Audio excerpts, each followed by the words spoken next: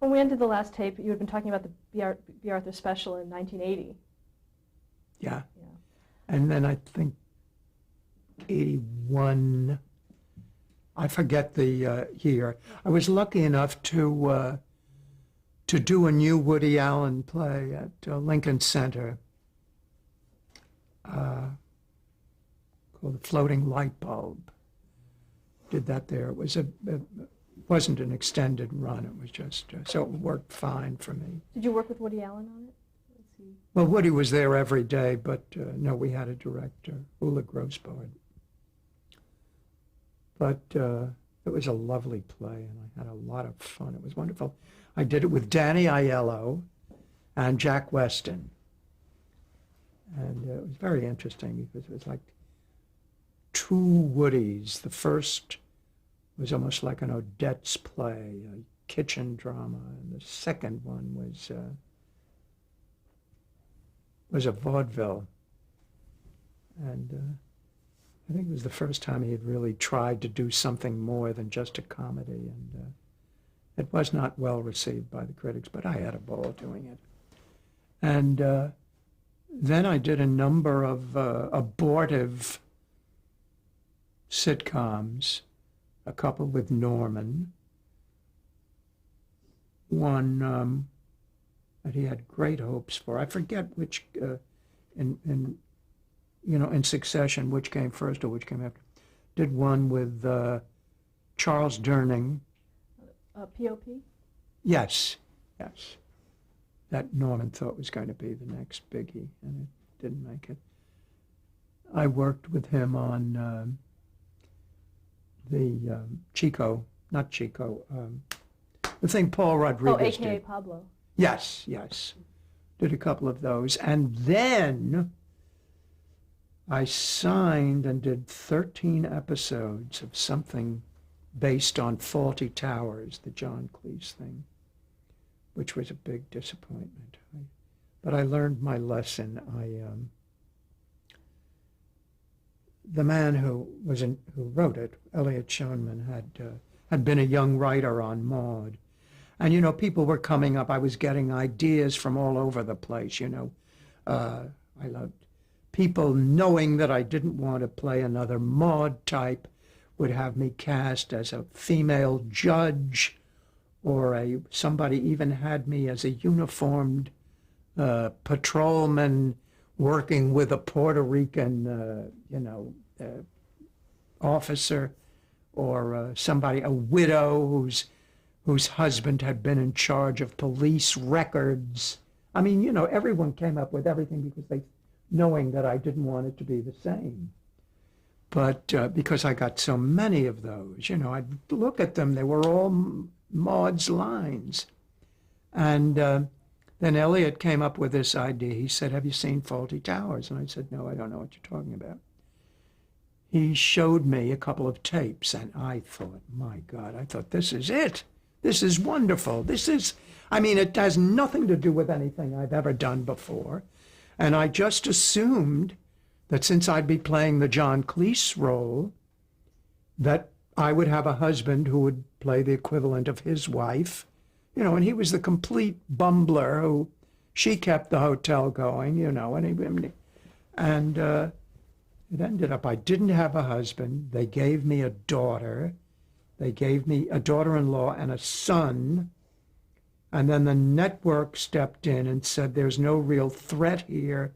So they brought in someone who played a bank manager that, I don't know, there was a mortgage or something. The only similarity to Fawlty Towers was that we had this little busboy played by a wonderful Canadian actor named Tony, I think Robot. I'll think of it. Very, very funny. And I would just punch him periodically or hit him over the head. And that was the only similarity to it. So I did, I would read the scripts, but I thought this is... As a matter of fact, the show was so bad, we had done 13. They only showed 10. 3 of them were never even seen. Oh, we should note that the show's name was Amanda. It was called Amanda's by the Sea. Yeah, It was Amanda's. Tony Risotto? Risotto, Risotto? yes.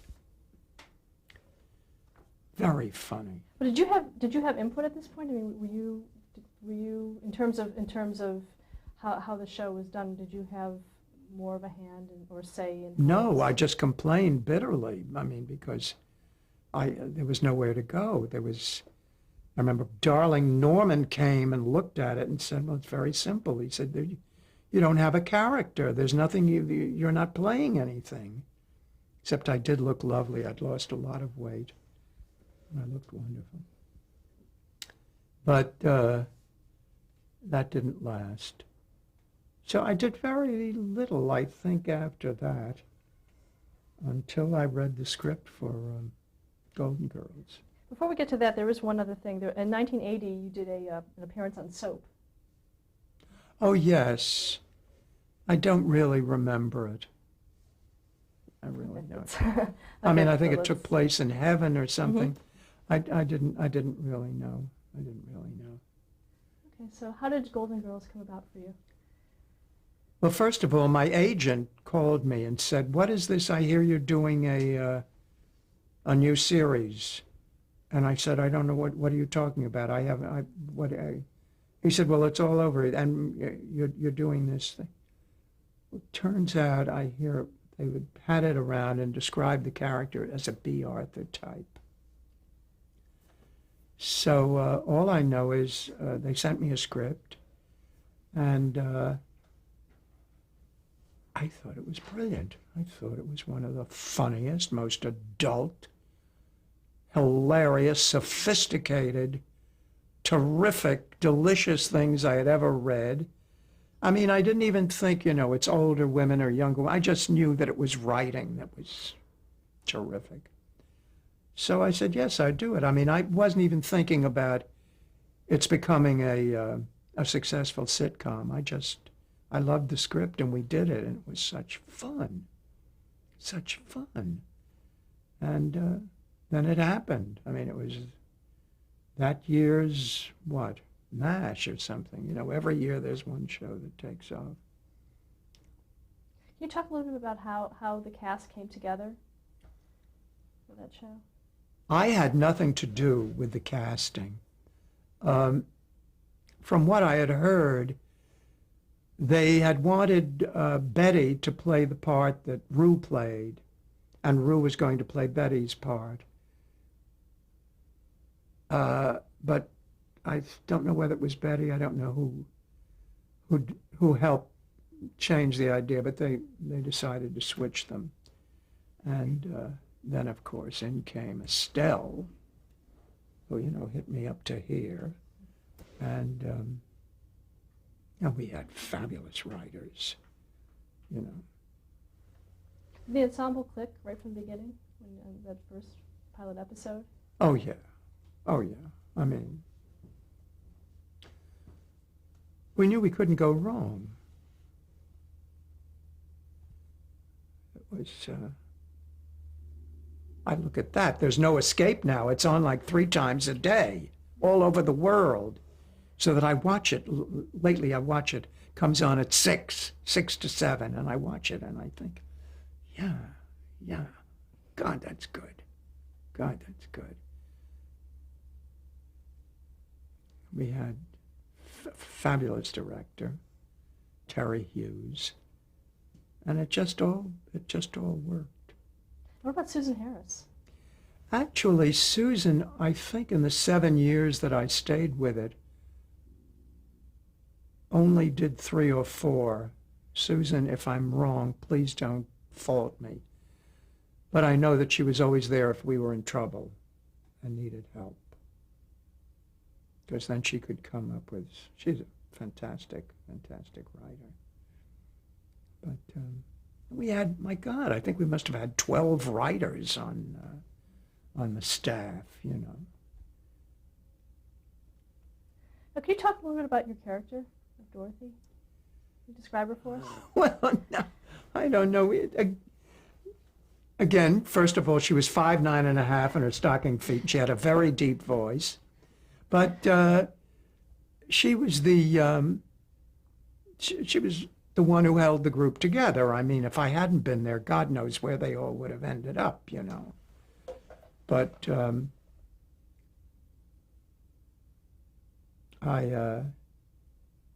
the relationship with the ex-husband, I thought was so wonderful. I mean, so unique.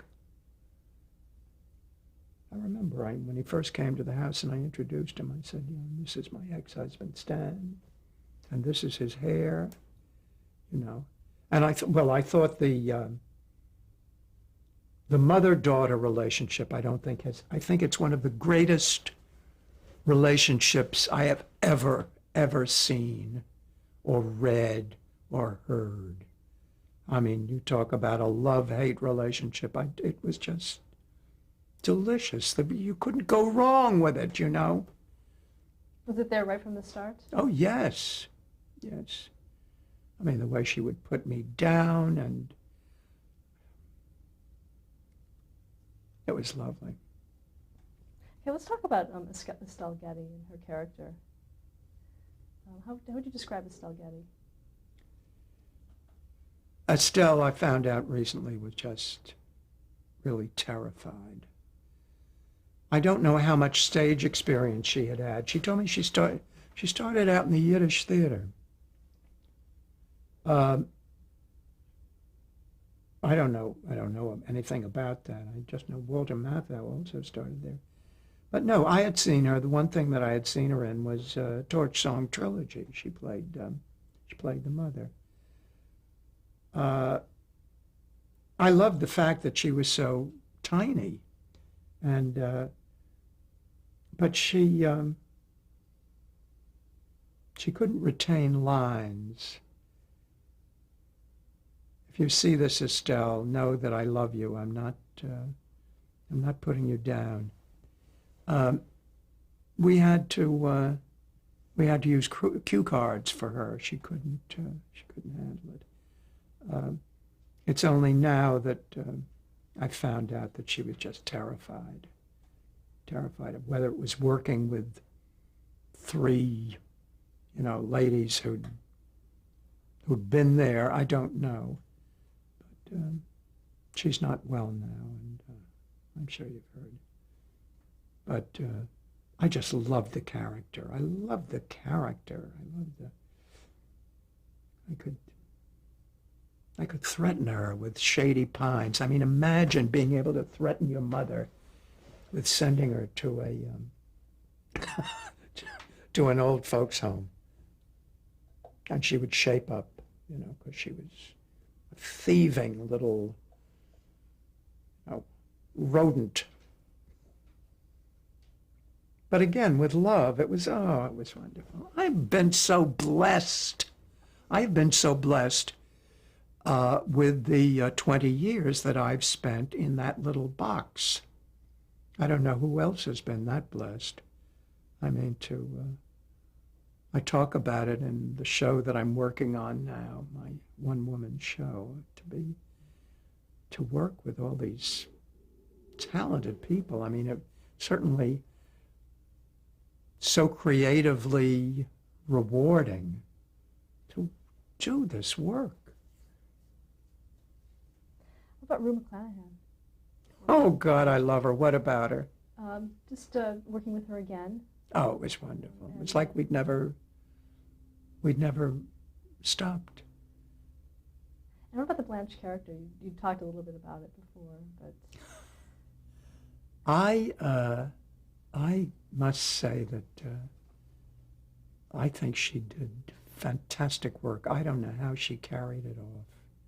I mean, the character was so bizarre, but she did it.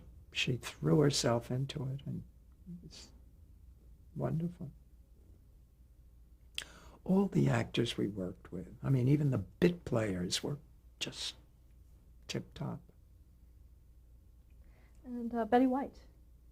What about her? I mean, she, Is that what the can first I time say? you worked with her? I had never worked with her before, no, but she was wonderful. She was wonderful. I mean, the four of us, it was It was wonderful. I know I said that before, but I mean it. It was wonderful. And talk about the producers, Paul Younger-Witt and Tony Thomas. Were they very active? Oh, in the show? yes. Oh, yes.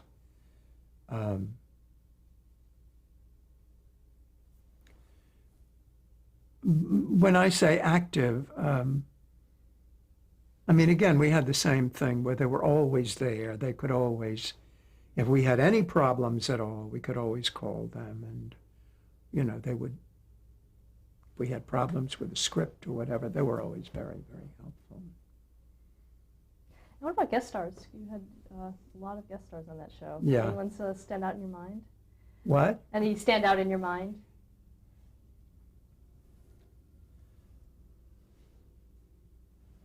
Oh, God. I can name a few of them for you. Like Mickey Rooney was one. Yeah. I remember going back to Maude, I remember one of the early episodes, Norman said, "Who would you like playing that part?" And I said, Van Johnson. He said, okay. And we got Van Johnson to play a used car salesman or something. No, we just had wonderful people. We had John Wayne on Maude. And, no, but all the actors on Golden Girls were marvelous. I would have to really sit down and think about who we had, because I'm talking about 7 years worth. Okay, let's talk about a few of the episodes. Starting with Guess Who's Coming to the Wedding, which was the introduction of Dorothy's ex-husband Stan. Anything that's, About Dorothy's what? it was called Guess Who's Coming to the Wedding. It was. Oh, when my daughter got married. Mhm. Oh, yes. Yes, that's when Stan made his appearance. That's when I said, this is my husband, and this is his hair. Yes. Yeah. Okay. Any reminiscence of Herb Edelman? Oh, he was lovely. He was lovely and a wonderful, wonderful, funny actor. And it was, I loved the relationship. It was just as bizarre as my relationship with Estelle, the mother, you know. The one thing about doing Golden Girls, of course, it was a number of years after Maude, we were able to do more ribald things than we had been allowed to do with Maude, you know. Were there things that you thought went over the line ever, or was it? Yeah, there were a couple things that I couldn't believe the censors didn't cut, except that by that time, when we were doing Golden Girls, we didn't have those programs, practices people from the network sitting in on every rehearsal, looking over the, you know, what did she say here? And it was, we could pretty well do what we wanted. There's another episode called The Sisters, which had Nancy Walker. Oh, yeah, who played Estelle's sister. Mm-hmm. Any recollections of that episode? No. It wasn't one of my favorites, as I remember. It was lovely having Nancy there, but I really don't remember it. There was also an episode where you played your own grandmother, Dorothy's grandmother. Is that? Oh, yeah, periodically, Estelle would play herself as a young woman. And there was a lovely actress, what's her name? Something Green, Lee Green or something like that, Lindsay? who played me as a young woman. What was her name? I think it was Lynn. And, yeah, I did play the grandmother once. Yeah. There were so many. One of my very favorites, though, has to be when Estelle, Sophia, signed us up for a mother-daughter beauty contest at the home at Shady Pines. And for the talent section, we did Sonny and Cher singing I Got You, Babe. And our fabulous, we had a costumer, Judy Evans, who dressed us. It was the most bizarre, interesting, wonderful. There was little Estelle with a little fur jacket on and a mustache. You know, I had hair down to here with the whole thing, and we sang "I Got You, Babe." It was wonderful. So, oh God, it was fun. That was really fun. Any other really big favorites of yours? Oh yeah, there were so many of them. A lot of the ones with Stan. There were just so many. I mean, when we got locked up as prostitutes because we were in a bar in Miami with some guys, and I mean, it just went on and on. We could do no wrong. I mean, they just come up with one preposterous idea after another, and we'd all act it out, and it worked. There's one called Love Under the Big Top with Dick Van Dyke. Oh yes, I'm trying to remember that. I don't know. That was one of my favorites. I love Dick. He's just delicious. But I think it was a court case or something, and he came as a clown or something. I really don't. I don't remember that as being one of the greats. Except I loved working with him. And then there was one called Sick and Tired. It was a two-parter. Oh, that was based on. Actually, it was based on an illness that Susan Harris had, which was an unknown disease at the time, which has become to be known, is now known as chronic fatigue syndrome. And we did a two-party on it. Now in that episode, Dorothy was the one that Yes. that got ill. How did you prepare for that? Did you? You just believe in what the lines were and it was shattering. It really was. And then there's another episode called Questions and Answers where you tried out for Jeopardy. Oh God, yes. That was lovely. But then on Maude, we had done a show called Beat the Devil, where when you came up with when you thought was the right answer, there's a little devil there, and you'd hit him with a stick, and it was, I guess, every sitcom, there are only so many things you can do, and I guess everyone, sooner or later, has some kind of a quiz show or based on some television game show. Now, what was the audience reaction to the show? What kind of response did you get from people? They adored it. We could do no wrong. I mean, I told you, children. I mean, the mail that comes in, they say it's their favorite show. But then again, don't forget, there's no, as I said earlier, there's no escape. It's on like 3 hours a day all over the world. Did you expect the show to do so well? I didn't think about it at all. I just knew I loved the pilot script. I thought it was a cut above anything I'd read, And there's also a lot of topical humor. Oh, yes. Show. But by that time, a lot of shows were doing topical stuff.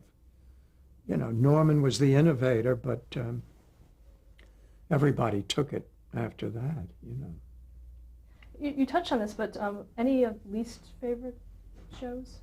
My least favorite shows? Yeah, the inane ones, like I told you. Walter wanting to study the organ. I mean, what kind of nonsense is that? I meant on Golden Girls. On Golden Girls, I think we had a couple, yeah. But very few on both shows. But the thing is, you can't, there's so much money involved. We used to do 3 or 4 shows and then get a week off. And, you can't just say, well, this doesn't work. Let's take this week off. And, you can't do that because you have all the union, you have the cameramen, you have the whole, there's no luxury like going out of town and taking your time. That's the one thing I really miss with sitcoms, that you don't have the time to really work. You know, when you do a Broadway show, you go out of town with it. You try it out. Changes are made every day. You're given more than one. You know, a couple of times I remember somebody would say, oh, that doesn't work, let's cut it. And I'd say, no, please. Let me try it one more time. Let me just see. Maybe I can make it work. Because, you know, something delicious that you find delicious that doesn't get any kind of reaction. And a couple of times it didn't work, you know. And a couple of times it did. But I hate to let go of something that I have faith in, or that I find amusing, or relevant, or whatever. Why did the show go off the air in '92? Why? Again, I stayed with it for 7 years, and I figured it's time. It's time to leave while we're still up there. I know a lot of people may have felt that I shouldn't have done it, but I figured I've done it. I mean, why? It's time to move on. It's time to move on. You can't top anything. Like I said earlier, why do a reunion? It's meaningless. And apparently they tried to go it for another year, but it didn't work out. How did the rest of the ensemble react when you? How did what? The rest of the ensemble react when you decided to leave? I don't know. I mean, because they were so supportive. I mean, they never said, you miserable, you know. I mean, it was always. But I loved my last episode. Leslie Nielsen and I got married. Now, also, the show had a spin-off, Empty Nest. That was. Yes, that was. Did you have much to do with that? As I remember, we did a show. It was a Golden Girls show where these people, were they neighbors or? Yeah, they were neighbors. But it didn't work. I remember Paul Dooley, who was one of my all-time favorite actors, was in it with Rita Moreno. And it didn't make it. I don't remember. I mean, I don't know that the writing was up to snuff for what it was, but it never made it. And then I forget how many months later, or maybe it was a year, I don't know, they recast it with Richard Mulligan. And, yeah. Okay, let's stop here to change the tape.